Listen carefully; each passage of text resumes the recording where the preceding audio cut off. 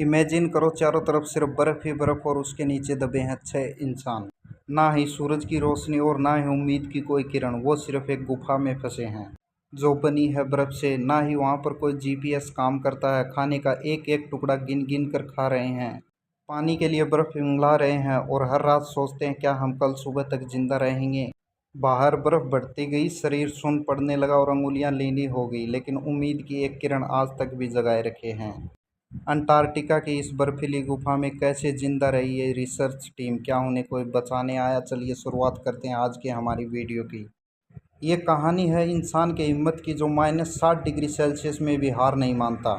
साल था 2009 और जर्मनी की एक रिसर्च टीम अंटार्कटिका के सबसे ठंडे इलाके में रिसर्च करने के लिए पहुंची थी। इसके अंदर मिशन सीधा था लेकिन जोखिम भरा। हजारों फीट नीचे बर्फ के अंदर से आइस कोर सैंपल निकालना, जिससे पता चल सके कि धरती का अतीत कैसा था और भविष्य में क्या कोई और आइस एज आने वाला है। 6 लोगों की टीम थी, वैज्ञानिक, इंजीनियर और सहायक स्टाफ। शुरुआत में सब कुछ प्लान के मुताबिक चल रहा था।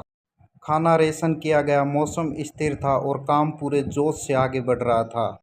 लेकिन उन्हें नहीं पता था कि जिस बर्फ के नीचे वो सैंपल ढूंढ रही है वही बर्फ उन्हें दफन करने वाली थी। अगले दिन जब ड्रिलिंग मशीन अपनी पूरी ताकत से बर्फ को चीर रही थी तो जमीन के अंदर एक कंपकपी महसूस की गई। शुरुआत में सबने सोचा कि शायद मशीन की वाइब्रेशन है, लेकिन थोड़ी ही देर में बर्फ की सतह पर दरारें दिखने लगी। फिर आया वो पल जिसे कोई भूल नहीं सकता। उनके पैरों के नीचे बर्फ धंसने लगी और एक जोरदार आवाज के साथ 4 लोग बर्फ के नीचे समा गए। नीचे बिल्कुल अंधेरा था और ऊपर मोटी मोटी बर्फ की परतें थी और ठंड इतनी ज़्यादा थी कि सांसें जम जाए। ऊपर बचे 2 लोग चिल्लाते रहे लेकिन उनकी आवाज़ें बर्फ के सन्नाटे में कहीं खो गई। उसके बाद चारों लोग तकरीबन 80 फुट नीचे एक आइस कैंप में गिर चुके थे, बिना किसी रास्ते के, बिना किसी संपर्क के, और सबसे खतरनाक बात, बिना किसी को पता चले कि वो अब भी जिंदा हैं।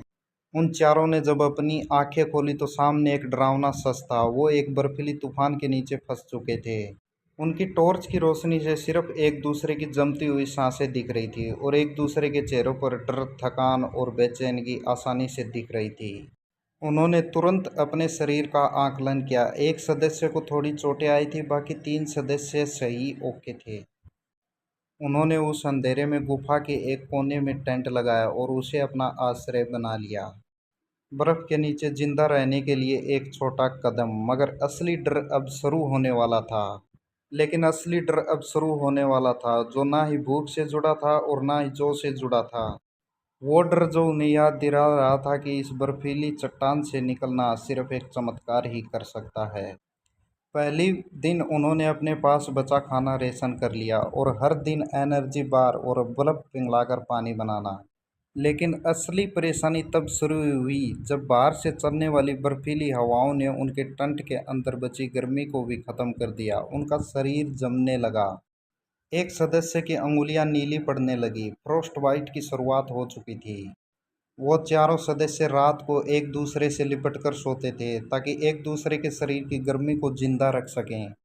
सर्दी इतनी भयंकर थी कि उनके कपड़ों की सिलाइयों में बर्फ जमने लगती थी। टॉर्च की बैटरियां भी खत्म हो गई और अंधेरे में वक्त की गिनती करना नामुमकिन हो गया। लेकिन उन चारों में कोई भी हार मानने को तैयार नहीं था। डॉक्टर एलाइन हर रात अपनी डायरी में सिर्फ एक लाइन लिखते कि हम जिंदा हैं। ऊपर बचे 2 सदस्यों ने तुरंत बेस कैंप से रेस्क्यू कॉल भेजने की कोशिश की, लेकिन सिग्नल बार बार टूट रहा था और सैटेलाइट का कनेक्शन बर्फीले तूफान की वजह से बार बार रुक रहा था। घंटों की मशक्कत के बाद आखिरकार एक एसओएस मैसेज पास के मकड़ोबर्ग स्टेशन तक पहुंचा। लेकिन दूरी इतनी ज़्यादा थी कि हेलीकॉप्टर तुरंत नहीं आ सकता था और मौसम लगातार बिगड़ता जा रहा था। उड़ानें 5 दिन तक रद्द की गई थी। दोनों ऊपर बचे सदस्यों ने भी हार नहीं मानी। उन्होंने ठान ली कि अपनी टीम को रेस्क्यू कर कर रहेंगे। वो दोनों टेंट, रस्सियां और हीटर लेकर खाई के किनारे पहुंचे। दोनों ने तूफान में अपनी जान डालकर एक छोटा सा टेंट रेस्क्यू किया। उसमें थर्मल टेंट और कुछ खाना था और उसे बांधकर वो खाई में नीचे लटकाने। नीचे खड़े लोग जब उन रस्सियों को छू पाए तो उन्हें लगा कि 5 दिन के बाद भी हमें कोई भूला नहीं है। उन्हें पता है कि हम नीचे जिंदा हैं। 10 दिन बीत चुके थे और अब भूख ने सोचने की ताकत भी छीन ली थी। एनर्जी बार खत्म हो चुके थे। और सिर्फ बर्फ़ पिघलाकर पीने से शरीर चल नहीं रहा था। एक सदस्य की हालत लगातार खराब हो रही थी, उसके होंठ नीले पड़ चुके थे, उसका पूरा शरीर काँप रहा था। बाकी तीनों उसे गर्म रखने की कोशिश कर रहे थे, लेकिन अंटार्कटिका की बर्फ़ किसी की दया नहीं करती। टॉर्च की बैटरी भी आखिरी 9वें दिन ही ख़त्म हो चुकी थी और अब सिर्फ टेंट के पास बर्फ़ की दीवारों में सांसें गूंजती हुई दिखाई दे रही थी। और बाहर रेस्क्यू टीम अब भी मौसम के साफ होने का इंतज़ार कर रही थी। अब हर दिन, हर घंटा, हर एक मिनट एक लड़ाई थी, ना सिर्फ शरीर के लिए बल्कि दिमाग के लिए भी। उन्हें यकीन नहीं था कि उन्हें बचाने कोई भी आएगा, लेकिन डॉक्टर एलियन आज भी बर्फ़ की दीवारों पर एक निशान खींचते थे, जैसे वो लिखते हों कि हम आज भी जिंदा हैं। 15वां दिन। अब न भूख की शिकायत थी, न दर्द का एहसास, क्योंकि शरीर सुन्न हो चुका था।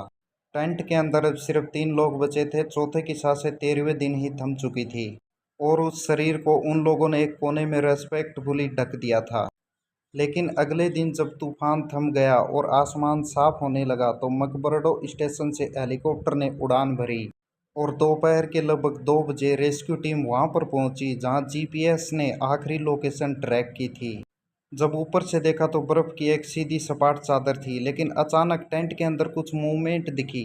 रेस्क्यू टीम तुरंत नीचे उतरी और रस्सियों को हिलाते हुए नीचे एक फ्लेयर गन फेंकी। नीचे फंसे लोगों ने वह रोशनी देखी और पहली बार 15वें दिनों में उन तीनों की आंखों में उम्मीद की किरण दिखी। चिल्लाने की ताकत नहीं थी, लेकिन उनकी आंखों से आंसू निकल आए। कुछ घंटों की मशक्कत के बाद उन्हें रेस्क्यू कर लिया गया, बेहद कमज़ोर, ठंड से जमे हुए, लेकिन जिंदा। जब हेलीकॉप्टर ऊपर उठा तो पूरी टीम के मन में सिर्फ एक ही सवाल था, क्या हम जिंदा बच गए? इस टीम ने साबित कर दिया कि इंसान की सबसे बड़ी ताकत उसका शरीर नहीं, उसका हौसला होती है। अगर ये कहानी आपके दिल को छू गई हो तो इसे शेयर ज़रूर करना, क्योंकि किसी न किसी दिन कोई कहानी ही किसी इंसान को ज़िंदा रखने में उसकी मदद करती है। तो चलिए दोस्तों, कहानी का अंत करते हैं यहीं पर। चैनल को सब्सक्राइब कीजिए। मिलते हैं नेक्स्ट वीडियो में आपके साथ।